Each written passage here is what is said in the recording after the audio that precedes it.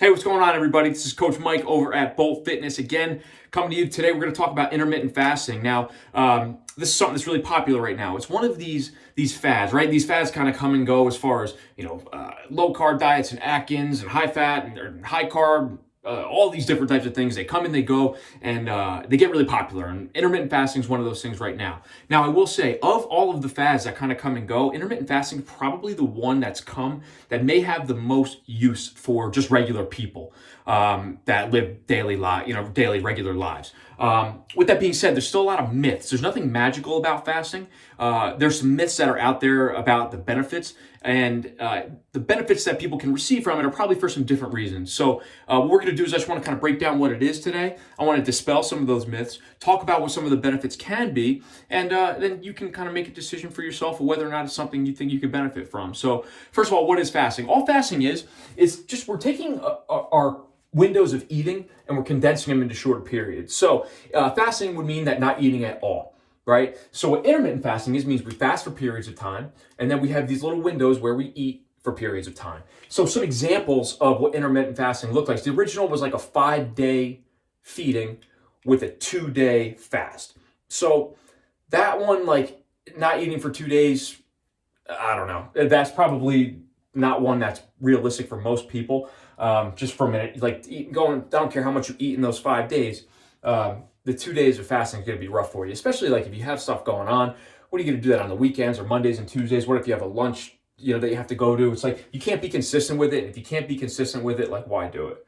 But some more popular ones are going to be like the 23-1 fast, which means that we would fast for 23 hours in a day and only eat 1 hour in the day. Again, does that sound like something that you really want to do? It's just, I don't know. But the most popular one being 16-8 fast. So that's a 16-hour fasting window. So if you were sleeping for 8 hours a night, that means, sleeping 8 hours and then maybe 8 hours, at the beginning of your day where you're not eating, and then, eating during an 8-hour window. So that one I think is probably like the most easy for people to adhere to. And that's probably why it's most popular. So that's kind of what it is. So imagine, you have your last meal at night at 10 o'clock. You go to bed at 11 o'clock. You sleep from 11 o'clock until 7 in the morning. And then you don't eat again until, I guess that would be probably like 3 o'clock or something like that. So you would eat between 3 and 10:30, or 3 and 11 o'clock for the following day. You get the point, okay? So let's talk about some of the things that people who are proponents of fasting as like a superior method to dieting than maybe just regular eating food. Let's talk about some of the reasons why, some of the things that those people talk about, and I'm going to dispel some myths there because while fasting can work, it's not necessarily superior to just like eating 3 square meals a day.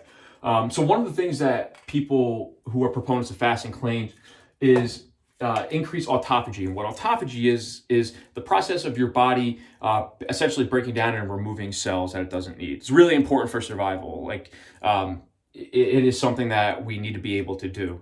Now, yes, fast. So you'll see here, I says kinda, right? You're going to see like all these things you're going to say kinda. So it's not that fasting doesn't do these things, but we'll talk about maybe why it doesn't really matter that much. So fasting will increase autophagy while you're fasting. However, so will being in a caloric deficit, right? So if you just eat the same amount of calories in that 8-hour window and you stretch that out, the same amount of calories over an entire day, you're going to experience the same amount of autophagy if the level of calories that you are eating is less than that of which you are burning. Okay? So if you burn more calories than you eat, this doesn't change whether or not you do it within a fasting window or within a regular day of eating. Okay? So again, it will increase autophagy. It's just you can do that other ways as well. Like if you exercise, you're going to increase autophagy. So like yes, that's like a buzzword and it sounds fancy, but it like may not really matter that much because we can do that anyway. So next one, the increase in growth hormone levels. Again, yes, fasting will increase your growth hormone levels. Now, if there is not sufficient protein in your system, this growth hormone essentially has nothing to do, right? So people will claim that fasting will increase your ability to build and maintain muscle mass because these increased levels of growth hormones will fuel muscle growth. First off, it doesn't look like the increases in growth hormone are enough to make that happen either way. However, that increase does matter. It just only matters if there is protein in the system. So like having increased levels of growth hormone without protein to do anything with it would be the equivalent as if you have a car and you work on the engine and you get yourself another 100 horsepower in your car, but you don't put any gas in it. It's like, yeah, that engine has the capacity to go really, really fast and produce a lot of power, a lot of horsepower, but if there's no gas in it, it's like, what does it matter? So that is the deal with the growth hormone increases. Does it increase growth hormone levels? Yes, it does. Does that matter? Probably not. Insulin. This is a big one. This is kind of a buzzword when it comes to fat loss. The decreases in insulin, yes, your blood sugar is going to be lower during periods of fasting, and therefore insulin will be lower. Again, if you are in a caloric deficit, the same thing will occur. It may not go down as low during any given period, but here, when you eat, that blood sugar will spike. Okay, so this will be up here and down here, whereas if you just eat throughout the day, it may be just kind of in the middle somewhere. The net balance ends up being exactly the same. So there's no real difference between whether or not you have this really low blood sugar followed by really high blood sugar, right? And again, you end up in a net balance. And if you just do that across, just eat normal across the whole day, and it kind of goes up a little, down a little, up a little, down a little, up a little, down a little when you eat and when you're a little bit more hungry. So, insulin, there's a lot of other stuff with that. We'll get into that when, we go into low carb diets and why maybe this doesn't matter as much. You don't want chronically high blood sugar, obviously. You don't want these insulin levels getting out of whack. The way that we make sure that doesn't happen is by not eating too many overall calories, whether that's fat or carbs. You are going to have dysregulated blood sugar. You're going to have high levels of blood sugar if you're eating too much. And if you eat less, you will normalize those levels. So, because you'll lose weight, So, last thing, fat burning. Again, kinda, there's, are you going to be burning more fat when you're fasting? Yes. When you eat, you're not going to be burning any of that fat anyway. So there's a difference between fat burning and fat storage. If you eat the same amount of calories, you're still going to store the same amount of fat, whether you eat that in an 8-hour window, a 1-hour window, or if you eat that over, across the day. So yes, you will be burning more fat during this period of fasting, but when you are eating, you're not going to be burning any fat at all. When you eat normally and you don't fast, you're going to be kind of not burning fat, not burning fat, burning fat, not burning fat, burning fat. Again, you end up at this net balance, this net, whether it's here and here or some kind of where in the middle, you're going to end up in the same place if your calories are the same. So the fat burning effects of insulin don't really matter if you are eating too many calories, right? So if you eat the same amount of calories, you're going to burn the same amount of fat. There's nothing special about eating it within an 8-hour window. Calories overall ultimately matter most. Little caveat to that. If you are someone who is an athlete, this stuff may matter a little bit more.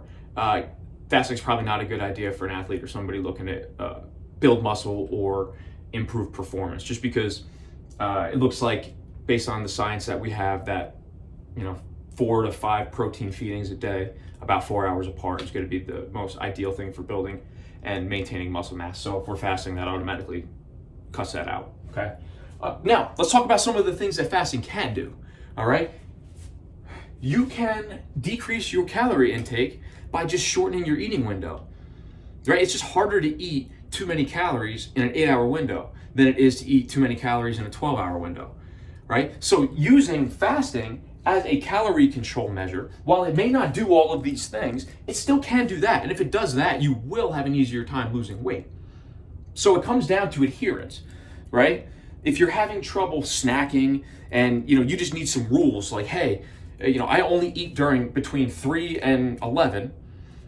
Whereas if you're eating normally, you're kind of going to graze throughout the day and end up taking in more calories, then maybe fasting could be a good thing for you. Now, if you're somebody who wakes up in the morning, you like to eat breakfast, and you're hungry first thing in the morning, you like to get your day started, maybe that's not a good idea, because that's going to make adherence harder, right? So fasting can either increase adherence or it can decrease adherence based on who you are and what your preferences are.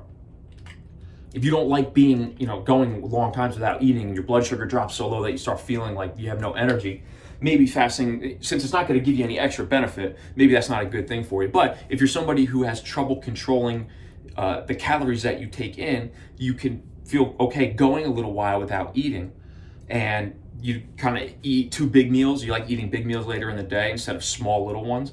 Maybe you just eat 2 big meals at lunch and dinner and you don't eat breakfast. Like, that could be a good strategy for you. Other people that I like fasting for, intermittent fasting, is people who work like shift work, nurses, doctors, police officers. So if you have a long shift and it's hard for you to get sufficient meals in during that shift, maybe taking that as a period to not eat and then eating bigger meals afterwards and getting the same amount of calories in a shorter window when you're not working, as opposed to trying to just snack and kind of get something quick during your shift, that could be a way to adhere to a better nutrition strategy overall. Some people do better with their hunger and their appetite by shortening their eating window. So if you're somebody who, once you start eating and that blood sugar starts to kind of go up and you continue to get hungry and hungry and hungry and hungry and hungry, because like for some people, once you eat carbs, you get hungry for more carbs. Like, it's just whatever insulin response is going on in your body, you just can't get full. Like, that may be, fasting may be a way for you to kind of control that a little bit more. Especially if you like to eat really big meals. If you eat fasting is probably something that you can utilize to manage the amount of calories you take in, because you could eat bigger meals if you eat really fast, right? So now, instead of eating 3 medium-sized meals and then you're hungry afterwards, so you want to snack in between, instead you eat 2 big ones, satisfy your hunger, you suck it up earlier in the day, and that could work for you. Lastly, damage control. So we can intermittent fast, if that makes sense. So like, you don't need to do this every day. Let's say you're going Saturday night and you're going to your favorite restaurant, and they have your favorite fried food meal and they have the best dessert, and you know that you want to go there and you are going to eat 2,000 calories just in one sitting, and you don't want to have to think about it, you don't want to feel guilty about it. You can utilize a 16-hour fast either before or after that meal if you know it's coming. So you can say, all right, hey, I'm going to go out tonight, Saturday night. When I wake up on Sunday, you're probably not going to be as hungry anyway because you just took in so much food. You can say, all right, I'm going to skip breakfast on Monday or on Sunday, and I'm just not going to eat until maybe 2 o'clock, right? So now you took in probably two meals worth of food on Saturday night, and then instead of eating that first meal the next day, you're just cutting one of them out, so it kind of balances out. Again, when we talk about calories, like calories in a day, yeah, that's like the easiest way for us to kind of measure things. But really, when we look at a week or a month or a year, that calorie balance over those longer periods of time matter just as much. So if we take in too many calories on one day and we take in fewer on the next day, it balances each other out. That's my favorite way to use fasting. That is actually something that I personally will utilize. That's going to bother me.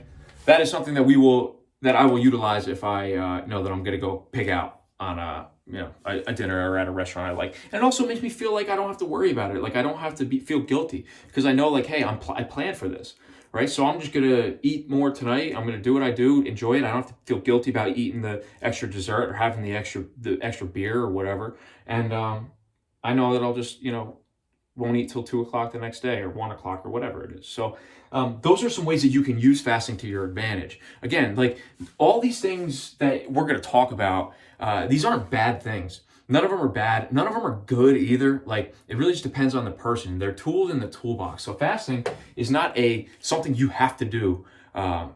you don't like it or it doesn't work for you. If you're trying to do something that doesn't work for you, that you don't even like, and you hate being hungry like that during the day, then you're not going to adhere, right? So like, if you're not going to adhere, what's the point? Because maybe you have some success for a couple of days or a week or whatever, but ultimately in the long run, it's not a long-term sustainable strategy. So you're going to eventually regain any of the weight that you lose anyway.